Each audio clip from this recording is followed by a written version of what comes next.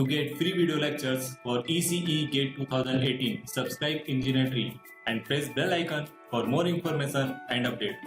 Hello everyone and welcome to engineer tree. मैं हूं सत्य विजय तिवारी। इस वीडियो में हम देखने वाले हैं सरफेस इंटीग्रेशन। तो इसके प्रीवियस वीडियोस में हमने लाइन इंटीग्रेशन देखा था और लाइन इंटीग्रेशन में किस टाइप के क्वेश्चंस आपसे पूछे जाते हैं वो हमने डिस्कस किया था। तो इस वीडियो में हम कंटिन्यू करते हैं सरफेस इंटीग्रेशन और इसके बाद हम देखेंगे वॉल्यूम इंटीग्रेशन। तो अगर अभी तक आपने प्रीवियस वीडियोस नहीं देखा है वेक्टर इंटीग्रेशन का तो आप वो वीडियोस देख सकते हैं, क्योंकि ये सारे वीडियोस एक सीरीज में हैं। इसके पहले हमने वेक्टर कैलकुलस देखा था तो उस पर हमने 3 वीडियोस देखे थे, तो वो तीनों वीडियोस एक सीरीज में थे। अब ये जो वेक्टर इंटीग्रेशन हम देख रहे हैं ये वीडियोस एक सीरीज में है। जब आप इन वीडियोस को एक सीरीज में देखेंगे तब आपको ये वीडियोस अच्छे से समझ में आएंगे और एक कंटिन्यूटी आपकी बन जाएगी। तो सरफेस इंटीग्रेशन भी हम अपने EMT के पार्ट 5 में ऑलरेडी डिस्कस कर चुके हैं। देखते हैं सरफेस इंटीग्रेशन में आपका क्या होता है। इस टाइप से आपकी ये एक्सेस है, ये एक्स एक्सेस है, ये वाई एक्सेस है और ये आउटवर्ड आपकी जेड एक्सेस है। तो सरफेस इंटीग्रेशन आपका क्या होगा, सिंपल एक सरफेस होगा, उसको हमें इंटीग्रेट करना है। मान के चलिए ये एक सरफेस है आपका, तो यहाँ पर एक्स वाई प्लेन में हम एक सरफेस एज्यूम कर लेते हैं। ये आपका एक सरफेस है जिसकी यहाँ से यहाँ तक की जो डिस्टेंस है वो dx हम एज्यूम कर लेते हैं और यहाँ से यहाँ तक की जो डिस्टेंस है उसको dy लेते हैं। अब इसका जब आप इस सरफेस को इंटीग्रेट करेंगे तो इसको आप किस तरीके से लिख सकते हैं, यहाँ पर dx इंटू dy, यानी इस सरफेस का टोटल एरिया। इस सरफेस का टोटल एरिया आप कैसे कैलकुलेट करेंगे, dx इंटू dy करके। तो ये हो जाएगा उसका मैग्नीट्यूड इंटू डायरेक्शन जो होगी वो होगी इसकी नॉर्मल डायरेक्शन। तो z जो आपकी आउटवर्ड डायरेक्शन है वो इसकी क्या होगी, नॉर्मल डायरेक्शन होगी, तो इंटू a z की डायरेक्शन हो जाएगी। अब मान के चलिए आपका कोई सरफेस है वो इस डायरेक्शन में है, तो यहाँ से यहाँ तक की जो लेंथ होगी वो हो जाएगी dx और यहाँ से यहाँ तक की जो लेंथ होगी वो हो जाएगी dz। और इसकी आप नॉर्मल डायरेक्शन देख सकते हैं, ऊपर साइड है तो इसकी नॉर्मल डायरेक्शन हो जाएगी ay। तो इसको आप कैसे लिख सकते हैं, dx इंटू dz। ये हो जाएगा इसका मैग्नीट्यूड जो कि सरफेस का एरिया होगा, dx into dz into normal direction कितनी है इसकी, ay। इसी तरीके से जब x के नॉर्मल होगा तो उसको आप लिख सकते हैं dy इंटू dz, सरफेस का एरिया हो जाएगा, इंटू ax जो कि उसकी नॉर्मल डायरेक्शन होगी। तो उसी तरीके से आप ax, ay और az के लिए सरफेस इंटीग्रल को लिख सकते हैं।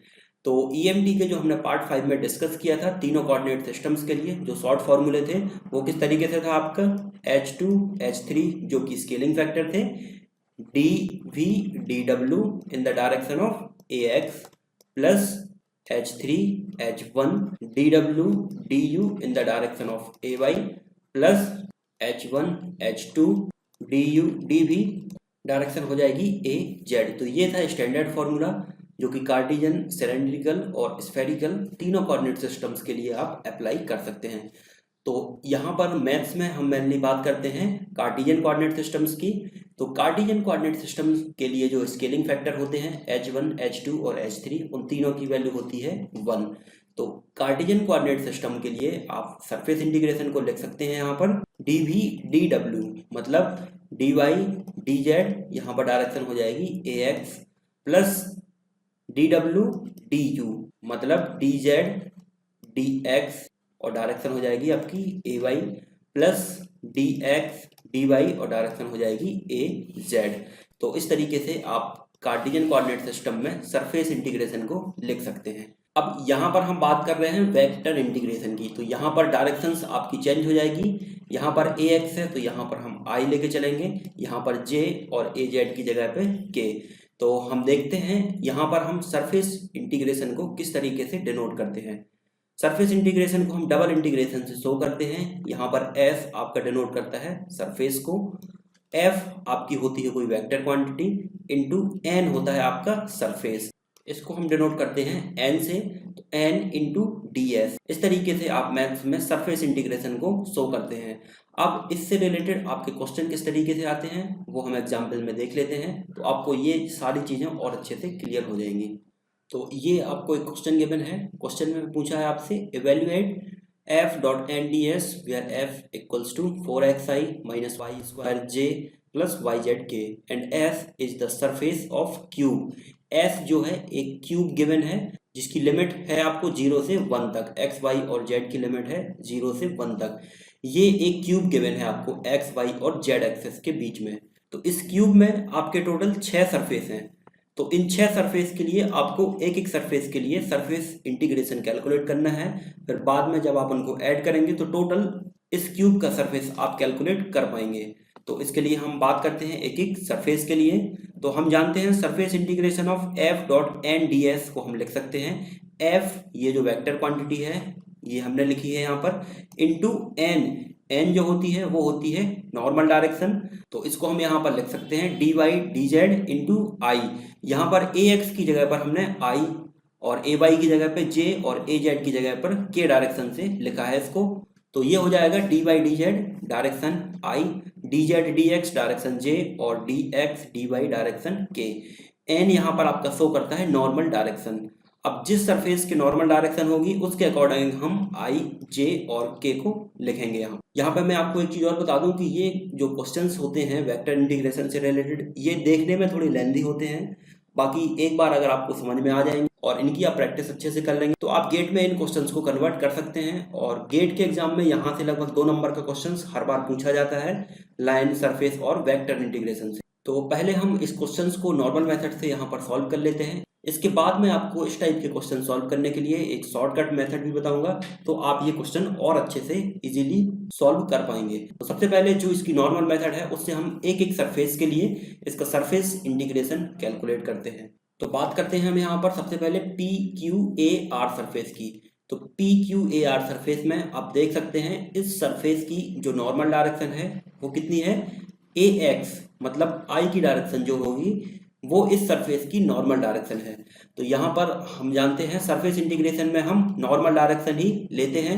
तो P Q A R surface के लिए हम लेंगे आई की डायरेक्शन जो कि आपकी एक्स की डायरेक्शन में है, ये आई, ये जे, के डायरेक्शन आपको गिवन है और बाकी की जे और के इस P Q A R surface के टेंजेंशियल कंपोनेंट है, तो ये दोनों जीरो हो जाएंगे।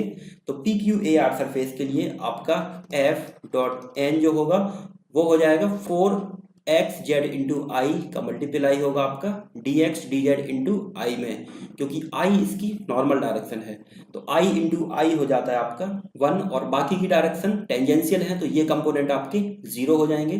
तो इसको आप यहाँ पर लिख सकते हैं 4 एक्स जेड, आई इंटू आई हो जाएगा आपका 1। और यहाँ पर आप देखिए P Q A R surface के लिए जो आपको लिमिट गिवन है वो 0 से 1 गिवन है, तो 0 आपका यहाँ पर है और 1 यहाँ पर है। तो x की जो वैल्यू है इसके लिए वो हो जाएगी 1। तो f डॉट n जो होगा उसको आप लिख सकते हैं 4z। और जब इसका सरफेस इंटीग्रेशन आप कैलकुलेट करेंगे तो ये हो जाएगा आपका डबल इंटीग्रेशन ऑफ, लिमिट हो जाएगी आपकी y इक्वल्स टू 0 से 1 और z इक्वल्स टू 0 से 1। तो 0 से 1 और z की लिमिट भी 0 से 1। फंक्शन आपका क्या है 4z और ये बचेगा आपका डी बाई डी जेड। तो इसको जब आप सॉल्व करेंगे 4 को आपने कॉमन निकाल लिया और z का हो जाएगा आपका जेड स्क्वायर डिवाइड बाई 2, 0 से 1 इंटू वाई का कोई फंक्शन नहीं है तो ये हो जाएगा आपका y और 0 से 1। इसको जब आप लिमिट इसकी पुट करेंगे और सॉल्व करेंगे तो इसकी वैल्यू आएगी आपकी 2। तो पी क्यू ए आर के लिए इसकी वैल्यू आई 2। अब हम बात करते हैं दूसरे surface S C O B के लिए, एस सी ओ और बी, इस सरफेस की हम बात करते हैं। तो इस सरफेस की जो नॉर्मल डायरेक्शन है वो कौन सी है, माइनस ए एक्स डायरेक्शन है, यानी माइनस आई डायरेक्शन इसकी नॉर्मल डायरेक्शन है। S C O B surface की बात हो रही है तो इसका जो फंक्शन होगा वो आपका क्या हो जाएगा एफ डॉट एन। अब आई आपकी नॉर्मल डायरेक्शन है तो फिर से वही होगा 4xz into D Y D Z, बाकी ये जे और के इसके टेंजेंशियल कंपोनेंट है S C O B surface के, तो ये 0 हो जाएंगे। तो एफ डॉट एन आपका हो जाएगा यहाँ पर 4 एक्स जेड और आई की जगह पर माइनस आई डायरेक्शन है तो यहाँ पर हो जाएगा आपका माइनस। और इस सरफेस को आप देखिए, ये सरफेस आपका कहाँ पर है, x इक्वल्स टू 0 पर, तो x की वैल्यू यहाँ पर 0 है, तो f डॉट n जो होगा वो 0 हो जाएगा, यानी SCOB सरफेस के लिए f डॉट n आपका 0 हो गया। और जब फंक्शन 0 हो जाएगा तो टोटल इसका इंटीग्रेशन होगा वो भी 0 होगा। अब हम तीसरी सरफेस के लिए बात करते हैं PQBS की, PQBS की। तो आप देख सकते हैं PQB और S, इस सरफेस की हम बात करें तो इसके लिए नॉर्मल डायरेक्शन क्या है आपकी, J की डायरेक्शन है, तो इसमें हम इस वाले कंपोनेंट को लेके चलेंगे dz dx इंटू J, तो J का J में मल्टीप्लिकेशन होगा तो ये हो जाएगा आपका PQBS के लिए माइनस वाई स्क्वायर, और यहाँ पर जो y की अपर लिमिट है वो कितनी है 1, तो y इक्वल्स टू है आपका 1, तो इसका जो फंक्शन हो जाएगा f डॉट n वो हो जाएगा आपका -1, और इसको जब आप इंटीग्रेट करेंगे तो ये आपकी जो लिमिट होगी वो हो जाएगी x इक्वल्स टू 0 से 1 और z इक्वल्स टू 0 से 1, और f डॉट n की जगह पर हो जाएगा आपका -1 इंटू dx dz, क्योंकि यहाँ पर आपकी केवल इस वाले कंपोनेंट की बात हो रही है तो dx और dz हो जाएगा, और इसको जब आप सॉल्व करेंगे तो ये आपका -1 बाहर आ जाएगा, और dx और dz के कोई कंपोनेंट नहीं है तो x हो जाएगा, और इसकी लिमिट होगी 0 से 1, और ये हो जाएगा आपका z, इसकी लिमिट हो जाएगी 0 से 1, और इसको जब आप सॉल्व करेंगे तो इसकी वैल्यू आ जाएगी आपके पास -1 निकल के, तो ये इंटीग्रेशन हो जाएगा PQBS सरफेस के लिए। अब हम बात करते हैं चौथा सरफेस आपका क्या है, OCRA के लिए। तो आप देख सकते हैं OCR और A, इसका जो नॉर्मल डायरेक्शन है वो है -J डायरेक्शन है, तो इसमें जो आपका फंक्शन हो जाएगा f डॉट n, J वाले टर्म का मल्टीप्लिकेशन होगा J वाले टर्म में, क्योंकि नॉर्मल डायरेक्शन इसकी -J है, तो यहाँ पर -y स्क्वायर था और डायरेक्शन इसकी -J है, तो ये हो जाएगा आपका y स्क्वायर। और इस वाले सरफेस के लिए आप देखें y की वैल्यू कितनी है 0, तो ये वैल्यू हो जाएगी आपकी 0, जब ये वैल्यू 0 हो गई तो इसका इंटीग्रेशन पूरा 0 हो जाएगा। अब हम बात करते हैं पांचवें सरफेस के लिए जो हो जाएगा आपका SCRP, SCR और P। इसके लिए आप देख सकते हैं इसकी जो नॉर्मल डायरेक्शन है वो कितनी है k है, तो इसके लिए जो k वाला टर्म होगा इसका मल्टीप्लाई होगा k वाले टर्म में, तो ये जो आपका फंक्शन हो जाएगा f डॉट n, ये हो जाएगा आपका yz। और इस सरफेस के लिए SCRP आप देख सकते हैं z की जो वैल्यू है वो 1 है, तो जो आपका फंक्शन हो जाएगा वो हो जाएगा y, और इसको जब आप इंटीग्रेट करेंगे तो ये हो जाएगा आपका x इक्वल्स टू 0 से 1 लिमिट और z इक्वल्स टू 0 से 1 लिमिट y इंटू dx और dy, क्योंकि ये आपका k वाला टर्म है, और इसको जब आप सॉल्व करेंगे तो ये हो जाएगा आपका y स्क्वायर डिवाइड बाई 2, और इसकी लिमिट हो जाएगी 0 से 1, और x के लिए हो जाएगी लिमिट 0 से 1, इसमें आप अपर और लोअर लिमिट पुट करेंगे तो इसकी वैल्यू आ जाएगी आपके पास 1/2। अब आपका केवल एक सरफेस और बचा है, उस सरफेस के लिए भी हम यहाँ पर कैलकुलेट कर लेते हैं OAQB, आपको पीछे दिख रहा है ये सरफेस, इस सरफेस की जो नॉर्मल डायरेक्शन है वो हो जाएगी आपकी -k डायरेक्शन, तो k का k में मल्टीप्लाई होगा तो ये हो जाएगा आपका -yz, जो कि f डॉट n की वैल्यू होगी, और यहाँ पर आप देख सकते हैं कि z की वैल्यू कितनी है 0 है यहाँ पर OAQB सरफेस के लिए, तो ये पूरा फंक्शन आपका 0 हो जाएगा, तो इसका जो इंटीग्रेशन होगा वो भी 0 हो जाएगा। तो इस तरीके से आपने ये पूरे 6 सरफेस के लिए अलग अलग सरफेस इंटीग्रेशन कैलकुलेट किया। अब आप इन 6 सरफेस इंटीग्रेशन का जब आप समेशन करेंगे तो आपको टोटल इसका इंटीग्रेशन पता चल जाएगा, तो इसका जो समेशन होगा वो होगा आपका 2 + 0 - 1 + 0 + 1/2 + 0, इसको जब आप समेशन करेंगे तो इसकी वैल्यू आपके पास निकल के आ जाएगी 3/2। तो इस तरीके से आप सरफेस इंटीग्रेशन इनका कैलकुलेट कर सकते हैं। ये तो काफ़ी लेंदी मेथड हुई, इसकी हम एक शॉर्टकट मेथड भी देखेंगे आगे, तो आपको ये इतना लेंदी कैलकुलेशन करने की इसमें ज़रूरत नहीं होगी। इसका बस कैलकुलेशन लेंदी है और बाकी इसमें ऐसा कुछ टफ है नहीं। अलग अलग सरफेस के लिए हमने अलग अलग सरफेस इंटीग्रेशन कैलकुलेट किया और बाद में उन सबको ऐड किया, तो आप सरफेस इंटीग्रेशन यहाँ से कैलकुलेट कर सकते हैं। तो ये तो बात हुई आपकी सरफेस इंटीग्रेशन की। अब हम इसमें बात करते हैं वॉल्यूम इंटीग्रेशन की। वॉल्यूम इंटीग्रेशन क्या होता है? Integration evaluate over a volume. किसी वॉल्यूम को एवेल्युएट करके हम उसका इंटीग्रेशन कैलकुलेट करते हैं, उसको हम बोलते हैं वॉल्यूम इंटीग्रेशन। तो इसका हम सिंपल एक क्वेश्चन देख लेते हैं जिससे आपको इसका कॉन्सेप्ट समझ में आ जाएगा। बाकी इसके नेक्स्ट वीडियो में हम सरफेस इंटीग्रेशन और वॉल्यूम इंटीग्रेशन की शॉर्टकट मेथड भी देखने वाले हैं, तो वहाँ आपको ये और अच्छे से क्लियर हो जाएगा। तो क्वेश्चन आपको गिवन है, evaluate volume integration of del F D V, where F आपको गिवन है 2x² minus 3zi minus 2xyj minus 4xk, and V is the region bounded by x equals to 0, y equals to 0, z equals to 0 और 2x plus 2y plus z equals to 4। तो यहाँ पर आपको del F सबसे पहले calculate करना है। तो डेल एफ आप कैलकुलेट कर सकते हैं, वेक्टर कैलकुलस में हमने देखा था। इसका इंटीग्रेशन होगा dx के रिस्पेक्ट में, इसका इंटीग्रेशन होगा dy के रिस्पेक्ट में और इसका इंटीग्रेशन होगा dz के रिस्पेक्ट में। इसको जब आप x के रिस्पेक्ट में डिफरेंशिएट करेंगे तो ये हो जाएगा आपका 4x, इसको जब आप y के रिस्पेक्ट में करेंगे तो ये हो जाएगा -2x, और इसको जब आप z के रिस्पेक्ट में करेंगे तो ये वैल्यू हो जाएगी 0। तो डेल ऑफ f की वैल्यू हो जाएगी 4x माइनस 2x यानी 2x। तो यहाँ पर जो फंक्शन है डेल एफ, उसकी वैल्यू आपने कैलकुलेट कर ली 2x। इसका हमें वॉल्यूम इंटीग्रेशन कैलकुलेट करना है। तो सबसे पहले हम यहाँ पर लिमिट कैलकुलेट कर लेते हैं। वॉल्यूम इंटीग्रेशन आपका ट्रिपल इंटीग्रेशन से हम इसको शो करते हैं, जहाँ पर x की अलग लिमिट होगी, y की अलग लिमिट होगी और z की अलग लिमिट होगी। तो लिमिट हम यहाँ पर कैलकुलेट कर लेते हैं सबसे पहले। तो जो z की लिमिट है वो कितनी गिवन है, 0 से लेके z की अपर लिमिट आप यहाँ से कैलकुलेट कर सकते हैं। अपर लिमिट हो जाएगी इसकी 4 माइनस 2x माइनस 2y, ये हो गई z की लिमिट। अब y की लिमिट आप कैलकुलेट करेंगे x के टर्म में। यहाँ पर आप देख सकते हैं जो z की लिमिट थी वो है x और y के टर्म में।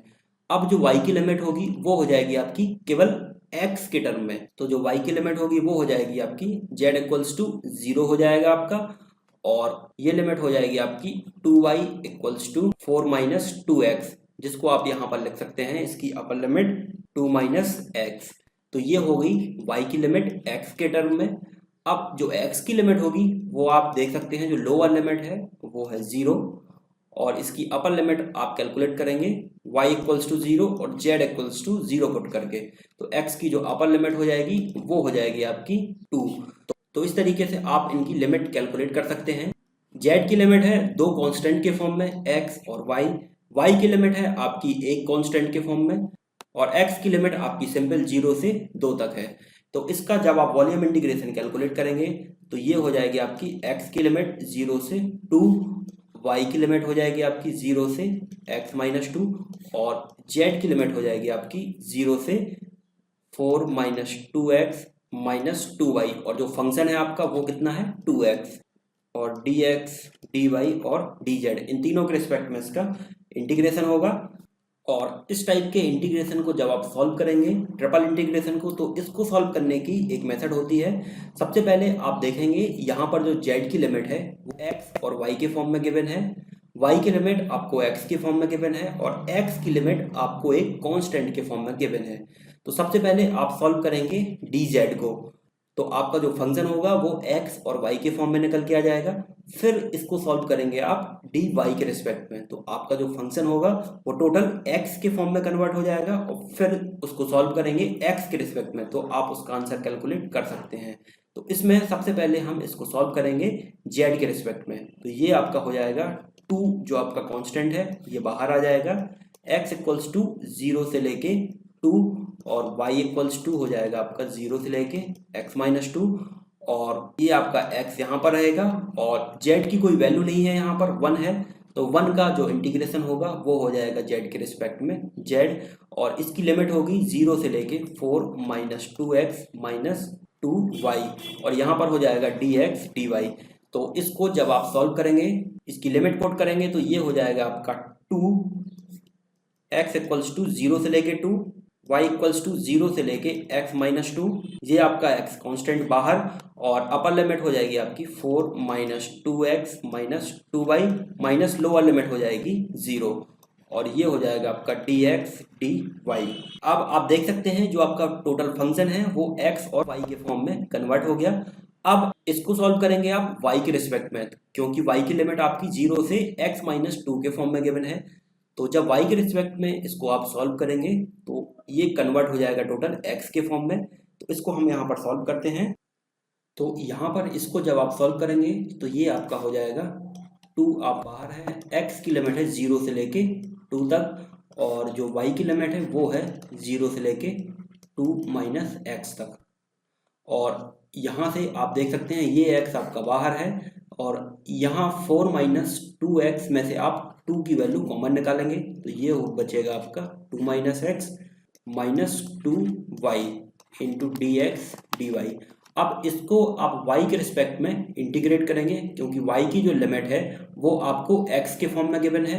तो ये हो जाएगा आपका 2x को हमने ये बाहर निकाल लिया, 2x इंटीग्रेशन ऑफ x की लिमिट है 0 से लेके 2 तक, और अब y के रिस्पेक्ट में इसको इंटीग्रेट किया तो ये फंक्शन आपका हो जाएगा यहाँ पर 2 इंटू 2 माइनस एक्स वाई, क्योंकि यहाँ पर y का कोई फंक्शन नहीं है, minus 2y square divided by 2, और ये फंक्शन हो जाएगा आपका dx। तो 2 से 2 आपका यहाँ पर कैंसिल हो जाएगा, और जो y की लिमिट है वो है 0 से लेके 2 माइनस एक्स। तो y की लिमिट जब आप इसमें पुट करेंगे तो 2x ही आपका बाहर है, और x की लिमिट है 0 से लेके 2 तक। तो ये हो जाएगा आपका 2 इंटू 2 माइनस एक्स, और y की जगह पर इसकी upper limit 2 minus X minus Y square. तो इसकी अपर लिमिट कितनी है 2 माइनस एक्स का whole square, minus lower limit आपकी 0 हो जाएगी इंटू डी एक्स। तो इसको जब आप फर्दर सॉल्व करेंगे तो ये आपका हो जाएगा 2x, और x की जो लिमिट है वो है 0 से लेके 2 तक, और ये हो जाएगा आपका 2 माइनस एक्स का whole square minus 2 minus x का whole square into D x. तो 2 इंटू 2 माइनस एक्स के होल स्क्वायर में से आप 2 माइनस एक्स का होल स्क्वायर माइनस करेंगे तो ये आपका बचेगा 2x, और integration of x equals to 0 से लेके 2, और इसकी वैल्यू हो जाएगी आपकी 2 माइनस एक्स का होल स्क्वायर dx। और जब इसको आप फर्दर सॉल्व करेंगे ये हो जाएगा आपका 4x plus x cube minus 4x square. यहाँ पर a माइनस बी का स्क्वायर का आपने फॉर्मूला लगाया और x की वैल्यू का अंदर मल्टीप्लाई किया इंटू dx, और लिमिट है इसकी x इक्वल्स टू 0 से लेके 2। इसको जब आप इंटीग्रेट करेंगे तो ये हो जाएगा आपका 2, और 4x का हो जाएगा यहाँ पर 4x square divide by 2 plus x to the power 4 divide by 4 minus 4x cube divided by 3, और इसकी लिमिट 0 से 2। तो upper limit minus lower limit आप इसमें पुट करेंगे तो इसकी वैल्यू निकल के आ जाएगी 8/3। तो इस तरीके से आप सरफेस इंटीग्रल और वॉल्यूम इंटीग्रल के क्वेश्चन सॉल्व कर सकते हैं। ये क्वेश्चन थोड़ी सॉल्यूशन वाइज लेंदी हैं, तो इनकी जो शॉर्ट मेथड है वो हम नेक्स्ट वीडियो में देखने वाले हैं। तो यहाँ पर हमने ये मेथड डिस्कस इसलिए की है क्योंकि जो हम शॉर्ट मेथड देखेंगे उसके लिए आपको पहले लेंदी मेथड पता होना भी जरूरी है, इसलिए हमने ये यहाँ पर डिस्कस किया है। तो ठीक है फ्रेंड्स, इस वीडियो में इतना ही। अगर ये वीडियो आपको पसंद आया हो तो इसको आप लाइक जरूर करें, सब्सक्राइब करें और अपने फ्रेंड्स के साथ शेयर जरूर करें। Thank you friends.